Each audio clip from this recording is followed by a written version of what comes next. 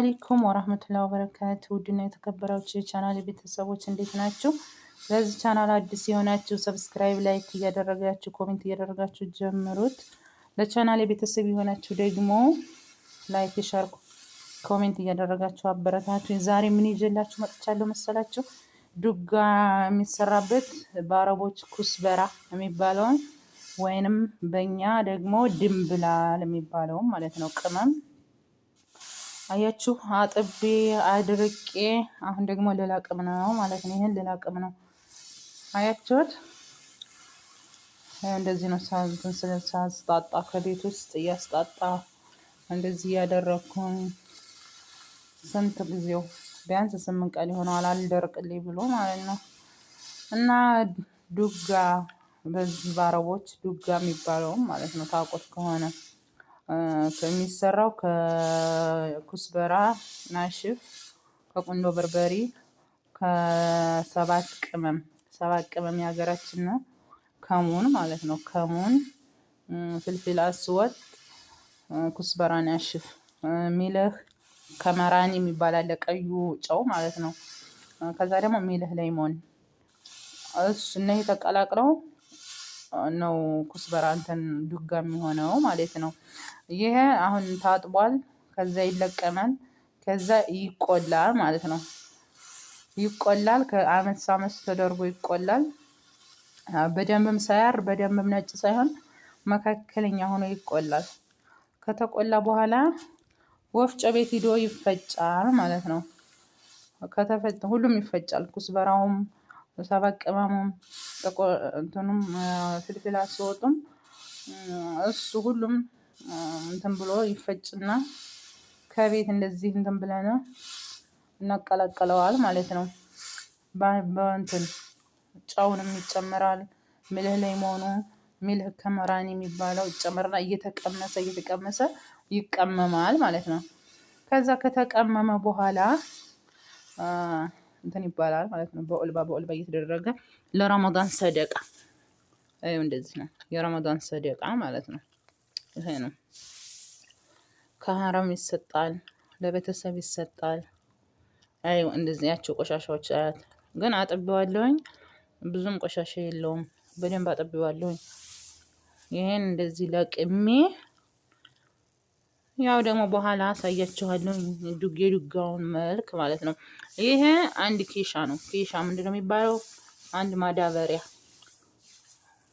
50 ኪሎ ምናምን እኔ እንጃ ኪሎውን ግን አላውቅም ስንት ኪሎ እንደሆነ።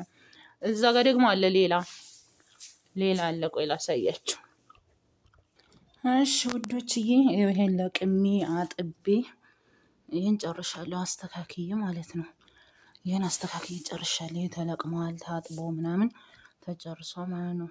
ይሄ ማለት ነው አያችሁት። ያንም ይሄን ነው የሚያክለው። ከዛ ሚልህ ከመራን የሚባለው ይሄ ጨው ቀዩ ጨው ማለት ነው ተፈጭቷል።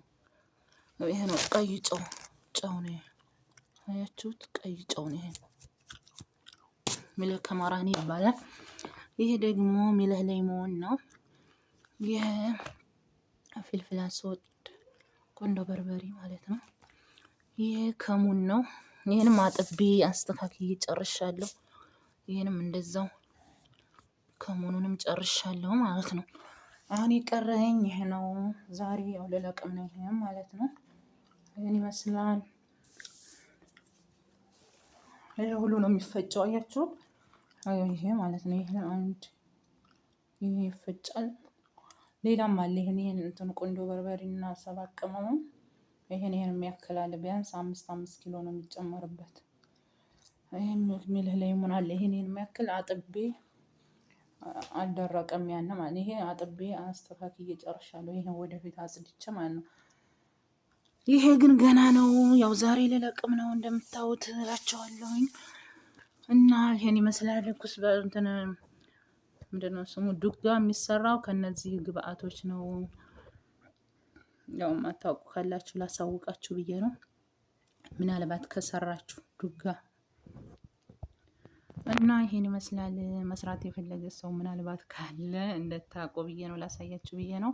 እንደዚህ ብሎ ተፈጭቶ ያው የረመዳን ሰደቃ ነው ረመዳን እየመጣ ስለሆነ ለረመዳኑ ሀረም ሱፍራ ላይ ማለት ነው ለፍጡር እንትን ይባላል ማለት ነው። ከሱፍራ ይደረጋል።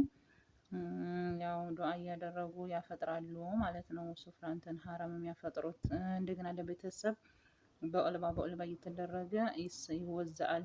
ለቤተሰብ እንደዚህ ለጎረቤት ምናምን እንሰጣለን ማለት ነው። በየአመቱ እንደዚህ ነው የምሰራው። በየአመቱ እነሱም እንደዚህ ከዘርዘር እየተዋረሰ ማለት በፊት እናታቸው ነበረች የምታዘጋጀው። አሁን እናታቸው ስትሞት የኔ ሴትዮ ትልቅ ናት፣ የመጀመሪያ ሴት ልጃቸው ስለሆነች አሁን የኔ ሴትዮ ናት የምታዘጋጀው ማለት ነው። ያው እሷ ገንዘቡን ገዝታ ታመጣለች፣ ፌርዶስ ታዘጋጃለች ማለት ነው። እና ይህን ይመስላል ሀባይቦች። ስለነበረን ቆይታ በጣም አመሰግናለሁ። ላይክ ሸር እያደረጋችሁ አበረታቱኝ። የምፈልጉት ነገር ካለ በኮሜንት ጠይቁኝ፣ አሳውቃቸዋለሁ። ዱጋ ለመስራት ያሰባችሁ እነግራቸዋለሁ እንዴት አድርጋችሁ እንደምትሰሩ እና ቻናሉን አሳድጉት። የእናንተው ቻናል ነው። ከጎን የሆናችሁ የምታበረታቱኝ አመሰግናለሁ። ውጭ ላይ ሆናችሁ የምታዩት ገባ ገባ እያላችሁ ላይክ ሸር ሰብስክራይብ እያደረጋችሁ አበረታቱኝ እላችኋለሁ። ስለነበረን ቆይታ በጣም አመሰግናለሁ። ባይ ባይ።